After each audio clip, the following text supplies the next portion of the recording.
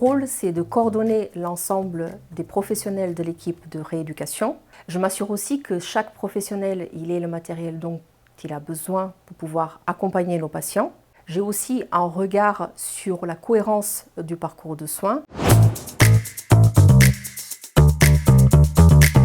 Dans cette équipe de rééducation, nous avons la chance à l'Institut de réadaptation de Meaux d'avoir une équipe très complète avec l'intégralité des métiers de la rééducation.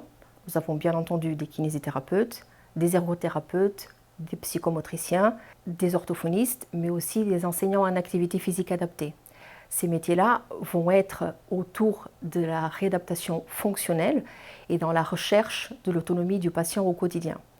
En parallèle de ces métiers, nous retrouvons des neuropsychologues, des psychologues, mais aussi des diététiciennes, ils vont avoir un regard plus sur le côté psychique, cognitif et nutritionnel de nos patients.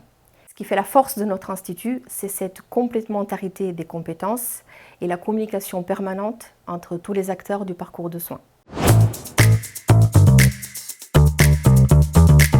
Pour l'organisation de prise en charge, chacun de nos patients a un projet de soins personnalisé qui est construit dès son admission avec lui, l'équipe médicale et l'équipe paramédicale. L'idée, c'est vraiment d'assurer un accompagnement global, coordonné et cohérent dès l'arrivée du patient, dès son admission jusqu'à la sortie de l'établissement, que ce soit un retour au domicile ou une sortie vers une autre institution.